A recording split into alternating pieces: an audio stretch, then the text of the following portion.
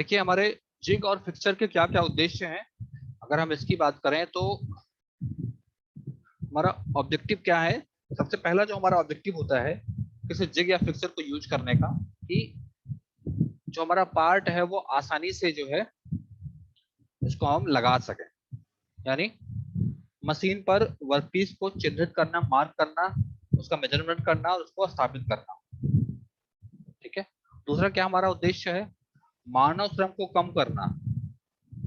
मानव श्रम कैसे कम होगा, अगर आप वर्कपीस को उसके स्टैब्लिश कर रहे हैं, उसको अटैच कर रहे हैं मशीन पे, तो उसको लगाने में जो समय लग रहा है वो कम से कम होगा। ठीक है, क्योंकि जो उसको उस पर रखने का टाइम है, ड्यूरेशन है, वो कहीं ना कहीं रिड्यूस हो रहा है।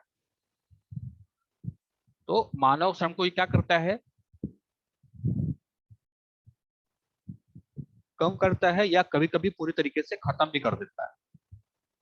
अगला पॉइंट हमारा क्या होगा, उद्देश्य क्या है, कि वर्कपीस के प्रदर्शन की सटीकता को बनाए रखना। यानी जहां पे मशीनिंग करना है हमें, उस प्लेस को, उस प्रदर्शन को, सटीकता, एक्यूरेसी को बनाए रखता है। वर्कपीस व उपकरण को, टूल को अपेक्षाकृत नगण्य समय के भीतर सटीक स्थिति में स्थित होकर ऑटोमेशन से प्रोसेस करने के सक्षम बनाना। यानी जिग और फिक्सर का काम ये भी होता है कि ये जल्दी से जल्दी वर्कपीस और उपकरण को ऐसे स्टेज में ला देते हैं, ऐसे स्थिति में ला देते हैं जहां से वो ऑटोमेटिक अपना प्रोसेस कर सकें। प्रोडक्शन साइकिल टाइम को कम करना। प्रोडक्शन साइकिल टाइम में जिग और फिक्सर जो हमारा होता है, अनवांटेड सेटअप टाइम और आपका जो टेबल से वर्कपीस को हटाने का टाइम है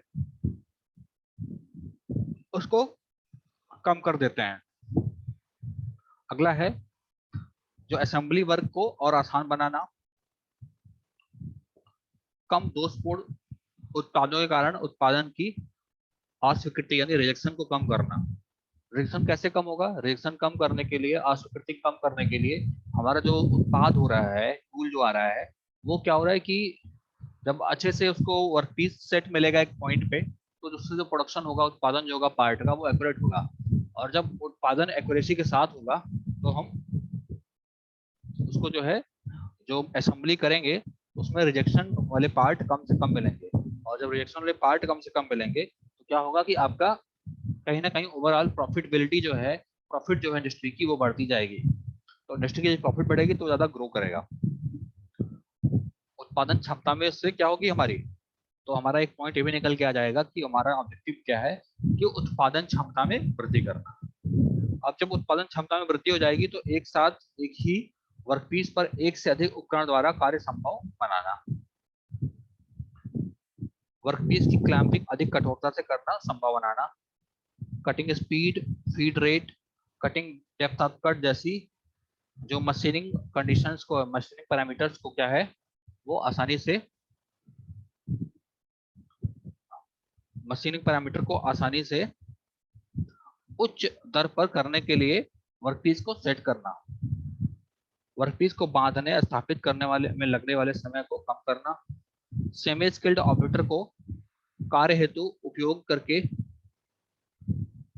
जो मैन पावर है की लागत की बचत करना।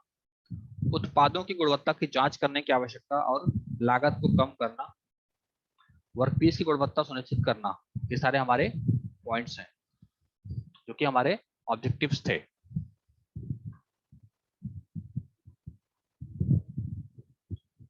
आपने देखा कि सारे ऑब्जेक्टिव्स जो हैं वो कहीं ना कहीं कनेक्टेड हैं एक दूसरे से।